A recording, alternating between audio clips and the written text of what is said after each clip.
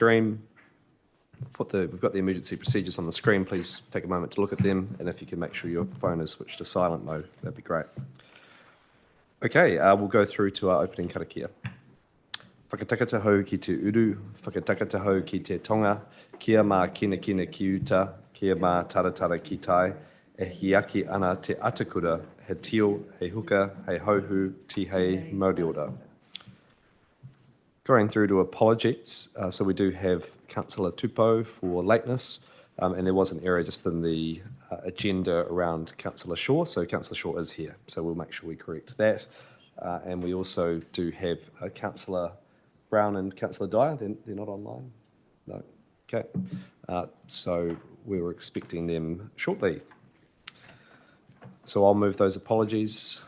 Councillor Briggs, any discussion? All those in favour say aye. Those against no. I declare that carried. Okay, we have no public comment.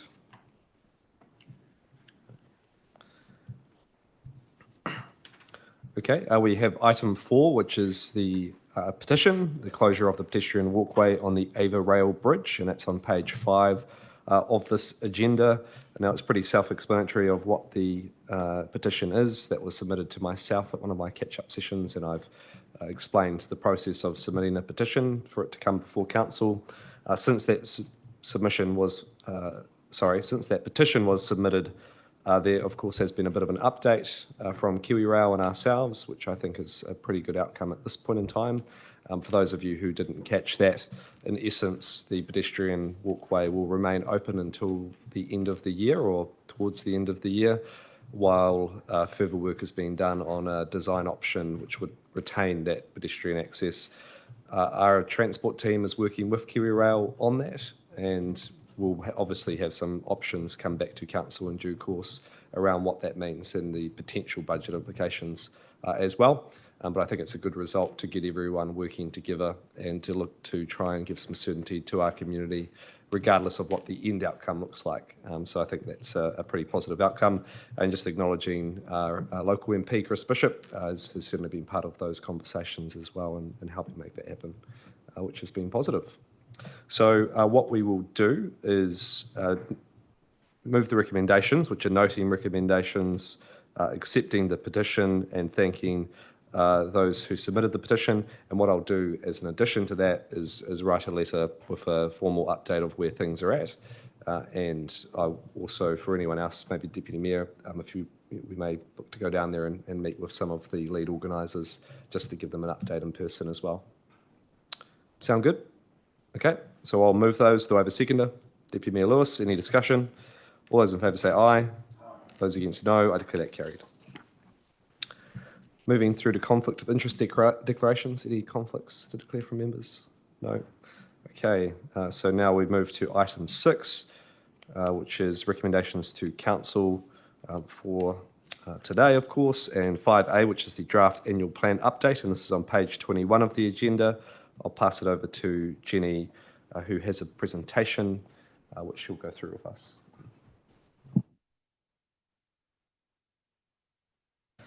Thank you, Mr. Mayor. Good morning, everybody.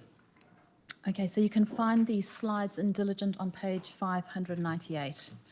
So this presentation is really going to give you a high-level overview of where we've got to with the draft annual plan so far and update on the decisions ahead of you today.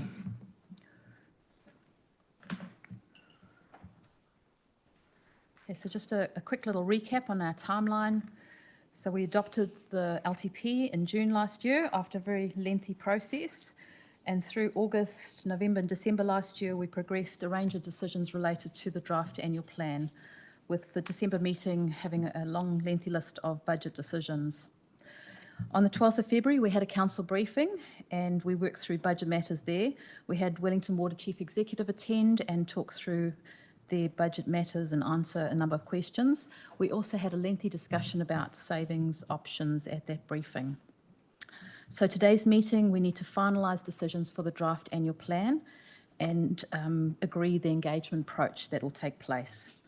We'll bring back, off the back of these decisions today, we'll bring back the draft annual plan for adoption on the 25th of March, and you'll sign that out ahead of that community engagement process starting through the month of April. And then through May and June, we'll basically be working through the feedback from the community and finalising decisions for the final annual plan, and then adopting the annual plan on the 27th of June and setting the rates for the year. So just a recap also on the high-level approach that's been agreed by Council. So it is year 2 of the long-term plan, and there's expected to be limited changes.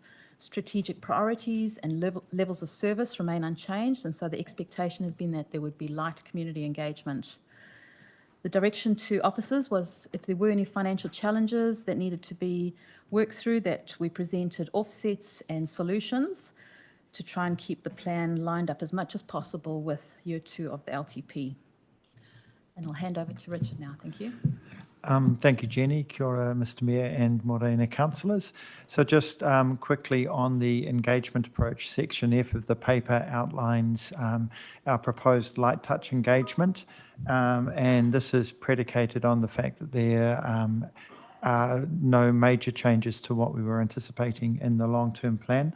And Appendix 1 of your paper outlines what our engagement approach looks like through the draft engagement document.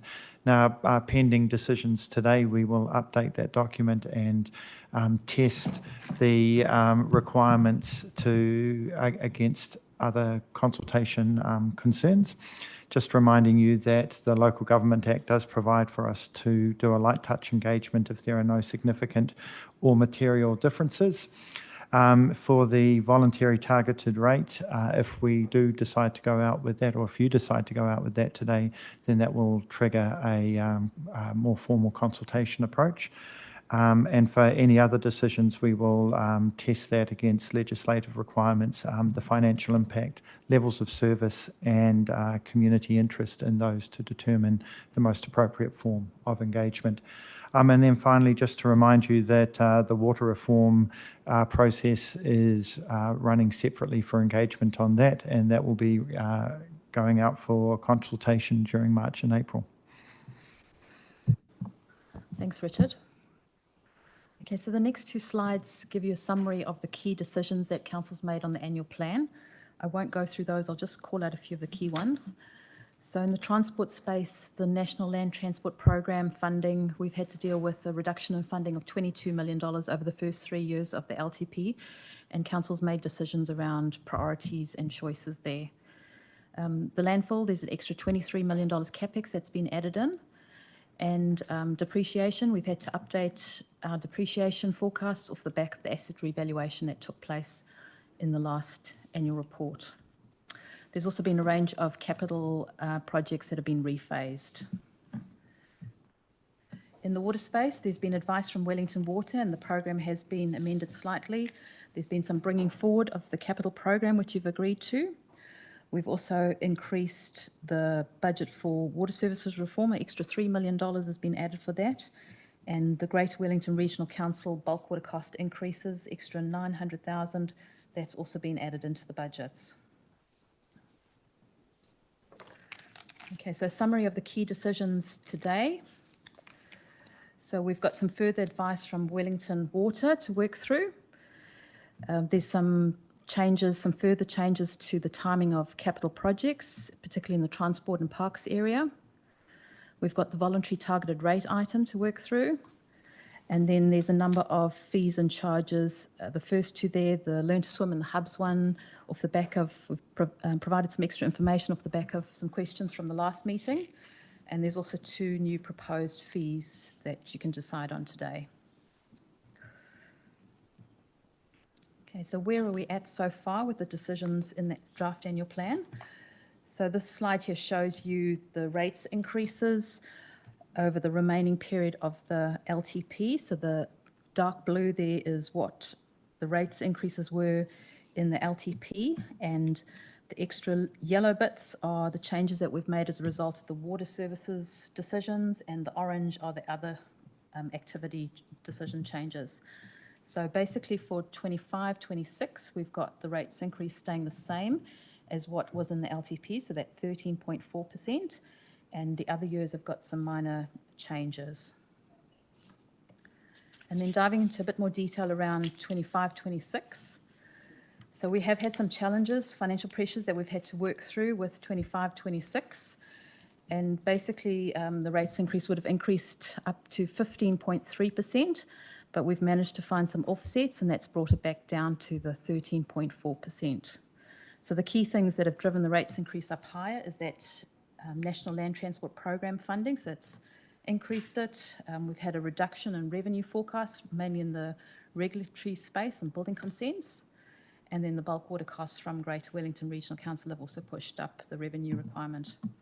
And then offsetting that, we've found some OPEX savings offsets, reducing, particularly linked into the revenue reduction. So we've reduced our OPEX budgets. We've added in a new savings target, a corporate leadership team savings target of 500,000 per annum going forward. And with the rephasing of budgets, we've reduced our interest costs slightly with some of the CapEx changes that have been pushed out later. So that's what brings us back to that 13.4%. Just a reminder about the LTP and the savings process that we went through in the LTP. So overall, we achieved a 38 million savings over the 10 years. And the slide here shows you a selection of some of the things that were dialed back or stopped. So there's some tough choices that we worked through as part of the LTP process. In terms of this annual plan and further savings, so we're doing quite well in the current year with our $600,000 savings target, and we're halfway through achieving that basically through procurement activity, so reviewing the suppliers we're using and the pricing and so on. And we will now have this ongoing savings target of 500,000 per annum that CLT will need to work through. If council wants to reduce the rates increase lower than what we've got so far, there's obviously some decisions that need to be made about other things that are cut back, such as service level reductions or projects and initiatives that are paused or stopped.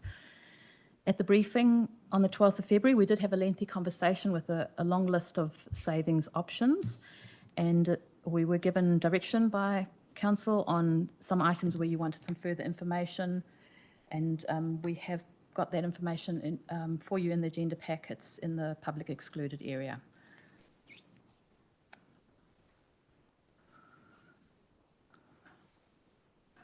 Okay, there's a number of key risks that are included there in the slides. I won't go through these, just call out the Standard & Poor's one.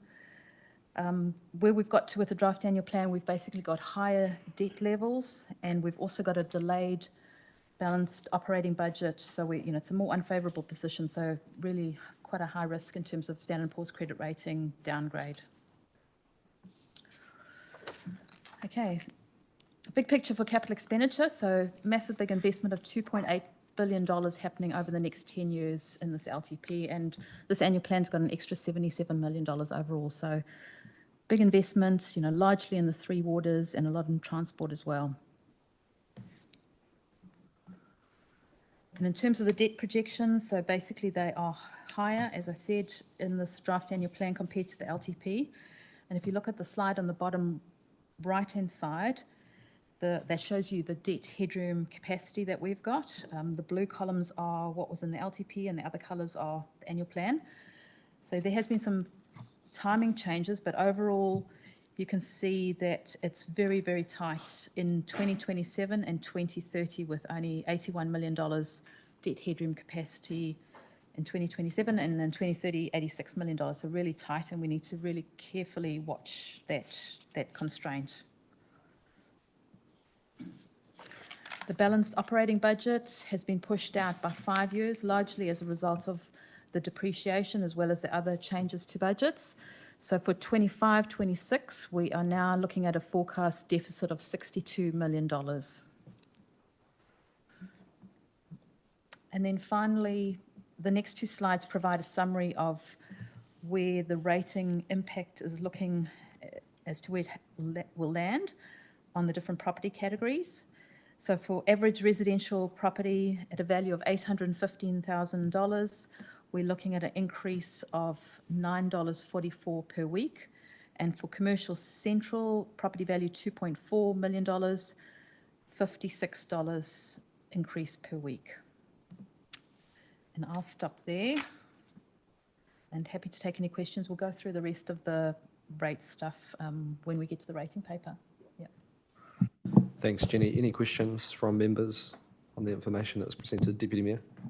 Might be a dumb question, but the graph on the forecast net debt projections, when the three water services, whatever comes in, is that reflected in that bottom line? Is that 2028?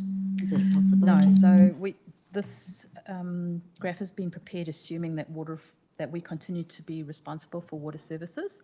So if the change does happen in our the assets and the revenue and debt all related to water services get carved out and transferred to a new CCO, then those projections on our net revenue position will be more favourable. So this challenge we've got now will largely go away, but it does assume there's one uncertainty around the timing as to when we'd get paid out that debt. So the sooner we get paid out the debt by the new CCO, the better, but if it may be phased over a number of years, so there may be a transition period. Follow up, and so for Standard & Poor's, have you got any sort of guesswork as to where we would stand with that once that happens?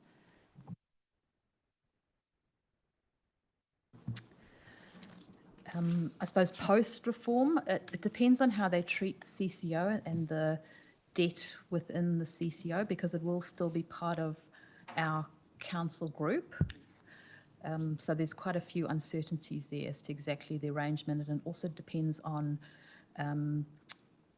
the structuring of the debt arrangements as well, and how much liability we've got. So yet to be determined. There's a lot of uncertainties. We're still waiting for final legislation on the reform as well. Thank you. Any other questions? Councillor Dye? Thank you. Wellington City Council's looking at not funding their additional depreciation from their asset revaluation for water assets because they know obviously that's going to be the replacement cost, and in the future they're not going to be responsible for it. Is that something we can potentially look at doing? I know I've asked a broader question before, but Wellington looks to be doing that, so I'm intrigued if we've looked at it. Thank you. That's effectively what we are doing, because we've updated our budgets to reflect the new depreciation, but we're not saying we need to increase put a whole lot of rates revenue in to fund that depreciation. We've basically said we'll deal with it through the next LTP, and the level of funding that we've got in place already for depreciation, we're not changing that, even though the depreciation's gone up. And is that one of the biggest drivers for why that balanced budget date's been pushed out, because we're not funding? Cool. Thank you. Absolutely. So it's a key driver. And it is a non-cash item. So that's a key driver of that balanced budget piece. And also, I suppose, with reform, depending on where that happens, that could significantly change that position as well. Any other questions? No? Okay, so what we'll do now is under Precedence of Business, Standing Order 10.4, we will move through to item 5B and then item 7. So I'll move that. Do I have a seconder? Deputy Mayor Lewis. Any discussion? All those in favour say aye. Those against no. Declare that carried.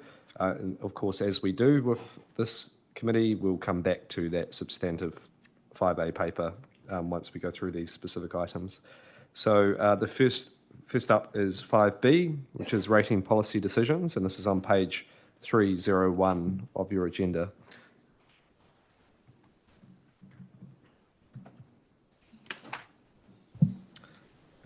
Oh, 6B, apologies. Okay, Alicia, welcome. I'll pass it over to you. Kia ora, everyone. So the rating policy paper today has two parts. The first is about the recommendation to provide financial assistance for upfront costs for Three Waters repair, and for that cost to be recovered through a voluntary targeted rate. This was previously proposed in the draft long-term plan in 2021 and wasn't pursued due to concerns around the CCCFA. There was a regulatory change in April 2024 which allows voluntary targeted rates now, and Council approved in December to consult on a voluntary targeted rate through the draft annual plan.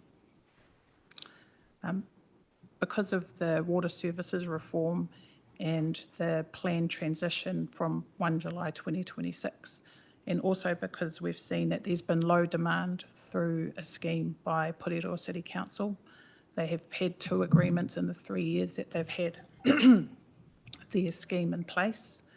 The recommendation today is to withdraw the voluntary targeted rate due to the regulatory concerns and low demand.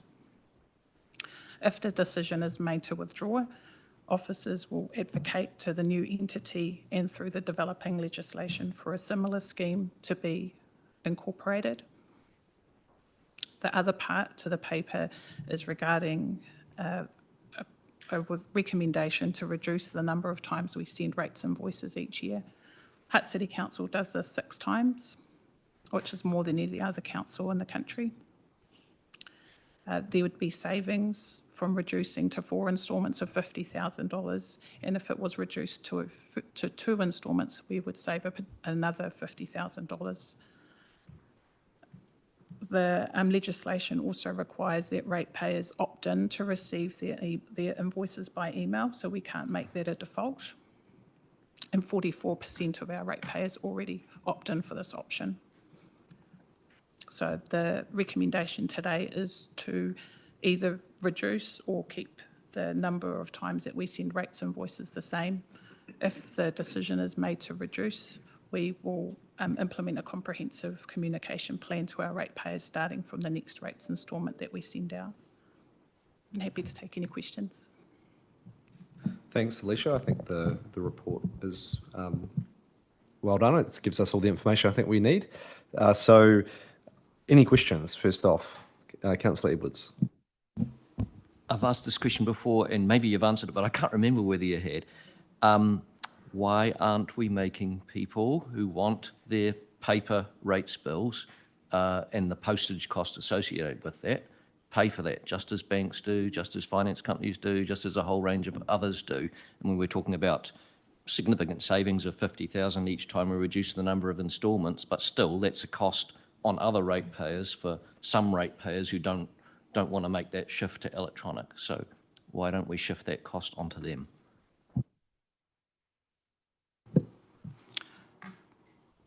We would have to implement a fee through our fees and charges if we were to look at doing something like that, I think, although probably not. We'd have to look further into what the mechanics of that would be, whether or not it was allowed under the legislation, and then it would probably be incorporated in the rates take that it is at the moment.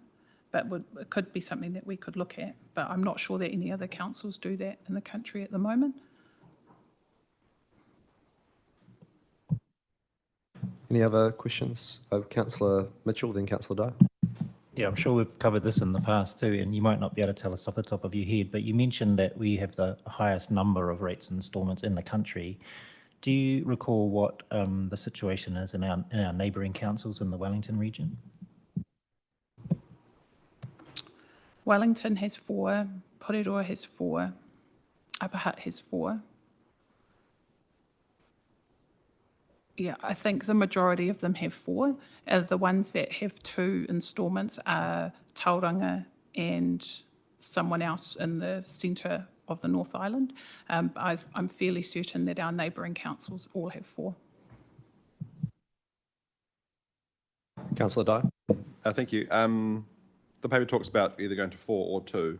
Is there a recommendation from officers, or are you wanting a steer today, or are you just wanting a decision to reduce it, and then we'll leave it with officers to come back with? It's our decision. To go to It's very, 4 or very 2? straightforward. It's very straightforward. It's our decision. So we either go to 4 or 2, or not change it. Okay, Deputy Mayor Lewis. Quick question. Around the 48% that receive their paper copies, have we done any approach before to entice or to encourage people to go electronic if possible? We do print a note on all of the envelopes that are sent out to ask people to sign up for emailed invoices instead of receiving the paper copy. We've found that to be the direct way of communicating with those people. And we would look to do maybe something to entice, following on from the decision made today. Part of the communication plan will look at whether or not we do anything to entice people a bit more for both emailed invoices and direct debits. Any other questions? Okay, so what we'll do is we're going to deal with voluntary targeted rate first, and I'm going to put a recommendation forward that we rescind the decision that we made and that we leave this matter for the new water entity to work through in due course. Happy second that, Councillor Salinger. Any discussion? All those in favour say aye. Those against no. Declare that carried. Okay, we'll move through to the reducing of the number of rates instalments. And I think it's really important. I do have some understanding of Councillor Edwards' question. However, I think that we just need to make a call on this one way or the other. And, you know, that's maybe something that can be looked at in the future. But we do need to just make a decision here. The information's in front of us. Okay, with the information in front of us. Any thoughts? Happy to open it up to the floor. Councillor Salinger. I think it's a good initiative to reduce the number of instalments we send out, and I found the response to Councillor Mitchell's question quite compelling, in that if our neighbouring councils have 4, I'd be a bit reluctant to go to 2 and be the odd one out. We may cop a bit of flack for that, perhaps, and I think it's just simpler for all if we kind of follow the trend with that. If in future the others look to reduce it, I'd be quite happy to support going in that direction too. Councillor Morgan. Kia ora, I concur. I think we should go to 4 and be aligned with our neighbours. Thanks. Councillor Briggs. Same train of thought. I think it's logical. It's an easy operational cost saving, and it's putting us in line with the rest of the region and most of the country. Okay. Any views to the contrary? Councillor Dyer. Yeah, I absolutely agree we should be reducing the numbers. I'm probably more in favour of going to 2. We're going to have to absolutely nail the comms plan regardless, because people are going to see this as an increase, even though we know it's not. So if we're going to have to get the comms plan absolutely perfect, I'd rather see double the amount of savings by going from 50 to 100,000. But I do see the argument of being aligned with the region, but to our ratepayers, we're going to have to communicate with them anyway what is happening. For them, I can't see it being much of a difference if we're going from 6 to 4 versus 6 to 2, other than saving them more money. Councillor Edwards.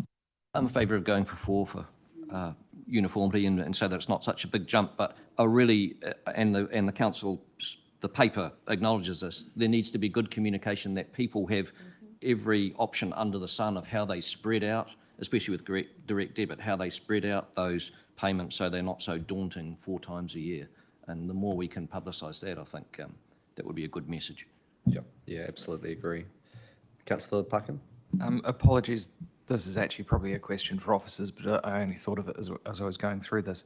I can see Councillor Dyer's point around 2 making sense in terms of increasing the amount of savings. But my question to officers is, if we manage to shift all or the vast majority of residents onto a digital version, do we also get the same amount of savings? Yeah, I mean, the less that's paid in postage is going to be a saving, but we can't force members of the public to do it. But obviously we can encourage it, and we do encourage it.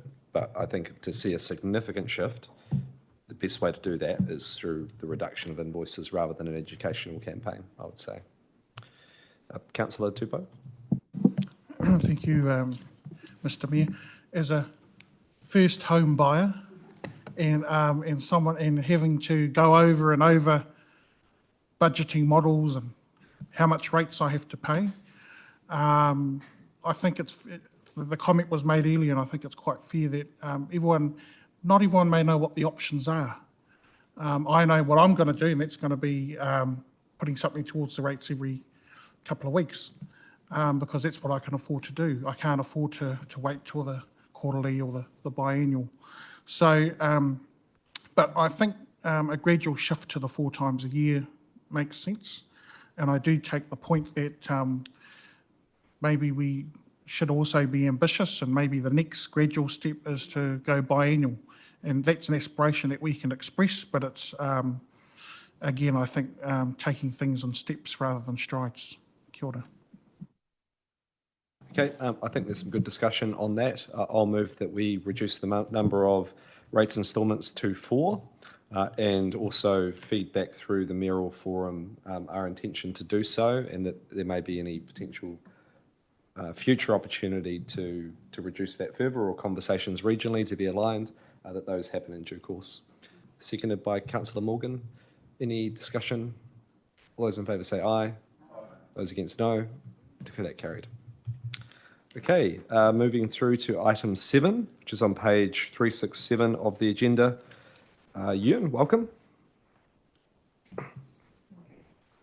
We've got Gaynor as well. Welcome. I will pass it over to you both. Kia ora, thank you. The purpose of today's report is to report back to Council on further advice on food and green organics, as well as highlighting the questions and the concerns that resulted from the 2024 LTP consultation. And also to provide more info on the wider context and why we need to remove organics from landfill. In this report, officers has completed various work streams to better understand residents' views on waste and waste minimisation, the actual composition of rubbish bins, the advantages and disadvantages of different curbside service models, as well as the concerns of households that utilise existing home composting systems. Thank you. Happy to take questions. Questions from members? Councillor Edwards. Super informative report. Thank you very much. It keeps referring to being able to capture some methane. Do we know how much methane we are capturing at Silverstream landfill by flare or that electricity plant? So we do have a pretty good idea. We probably capture between sort of 60 and 90% of it. So the landfill is not like a bottle with a cap on. Ultimately, you've got methane emitting from various parts of the landfill. And while there's a gas destruction and capture system in place, it can't capture all of it. The percentage of capture really depends on the efficiency of the system and also how we compare to the modelled emissions. So no one actually measures physically the emissions coming from the landfill. We're actually doing a little research project on that. But all the emissions that we compare against are modelled emissions based on the models that MFE and others, Ministry for the Environment and other agencies have put in place. And that methane would be our greatest climate change contributor as a council? As a council, absolutely, it's our largest emission source. There is another paper going to the Climate and Change and Sustainability Committee tomorrow, and that has information on the latest footprint. And by memory, the landfill is close to 80% of council's emissions as an organisation.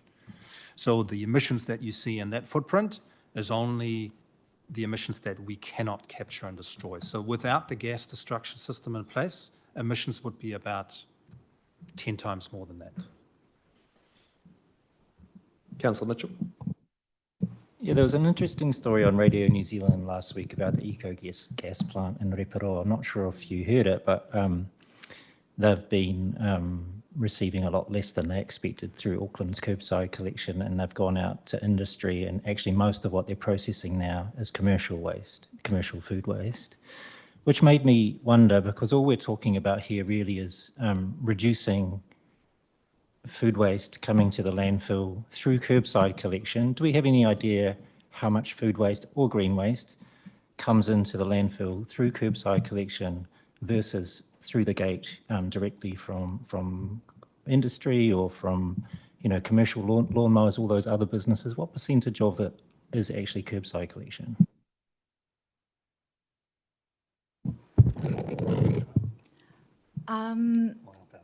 So landfill does have a green waste collection service, that any person or company can come and drop green waste off.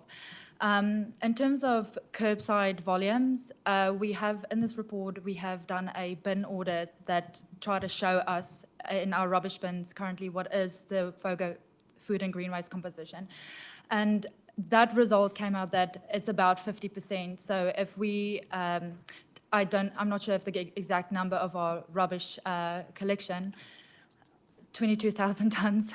So about half of that would then be food and green waste that is currently going to landfill. Commercial-wise, unfortunately, we don't have the latest figures. We have done a swap report in 2022 that showed that there is heaps of FOGO that's going to landfill, but in terms of capturing those exact numbers is not as easy. Yeah, so just to follow up on this, the data that we collect at the landfill is quite lacks granularity when it comes to the amount of organics that is actually contained either in skip bin loads or truckloads coming in that service commercial type properties. And unfortunately, our ability to collect that data is quite limited because we can do a bin audit on our own service, but we can't really do that on any commercial operations, and companies don't necessarily would like you to do that either. So the information we have on that is quite limited and quite high level. What I would say though is that when we started work on this, it was always clear in my mind that ultimately a FOGO collection for the residential service would only be the phase one. The commercial sector really is probably the larger volume by far, but they would not, there is no way to capture this material unless there is a processing facility in place already. So effectively, this FOGO service could be viewed as kind of like the anchor project to get it in place. And once it's in place, then the private sector can come in and start offering separating or separately collecting the commercial organic waste and putting it through that facility. The reality is at the moment there isn't a facility, and it's unlikely that the private sector will put one in until councils start to move on this, as is the case in other areas. So coming back to your original question, no question, the commercial parts of the green and food and other organic waste will be far bigger than the residential service. The question is, how do we get there? How do we capture that material? Councillor Parkin. Kia ora. Thank you. It was a fascinating report. Like Councillor Edwards, I had similar questions over how much waste we were collecting or had the potential of collecting and diverting from commercial. But I had a slightly different take on it based on, and I note that your comments are about we don't have the granularity. But based on the comments in the report, we've got a third of the waste coming into the landfill, which is organic. We roughly collect 25% of the incoming waste from home collection, and about half of that is FOGO. So that's 12.5%, which means that we've got 20% of the total incoming material from landfill coming from commercial. My question is, can we actually leverage the commercial organic waste collection service to reduce the cost to households? So actually by providing and utilising the same trucking service to pick up some of that waste from commercial and help reduce the ongoing costs of that rollout of the fleet. I would say potentially. I mean, looking at the current model we have in place with waste management on the green waste collection, it's basically a shared service. So rather than, so let me start differently. With the recycling and the rubbish collection service, we have dedicated vehicles that are just servicing the council areas. With the green waste service, because it's an optional service, it was more efficient to ask waste management to use their trucks to collect our bins and their own bins. Now, I said potentially. In reality, I would say, I mean, if you do a similar model to what we currently do with the optional green waste service, but if it was a rates-funded FOGO collection service that was applied to the whole city, chances are you will have dedicated vehicles that just service that, because your collection times are pretty set between 8 and 5. So it's not like we could, empty our bins but during the day and other bins during the night. So that would be the way to get more efficiency, but that's not going to be feasible for a number of reasons. So I would say the costs are what they are or will be in terms of the collection service. There might be some efficiencies at the processing facility, because I would expect that, especially with the co-funding that is on offer potentially from the Ministry for Environment, that the gate fee that councils might pay would be lower than what commercial players would pay once the processing facility is in place, because we helped set it up. So I'd say it might be on the processing side rather than the collection side.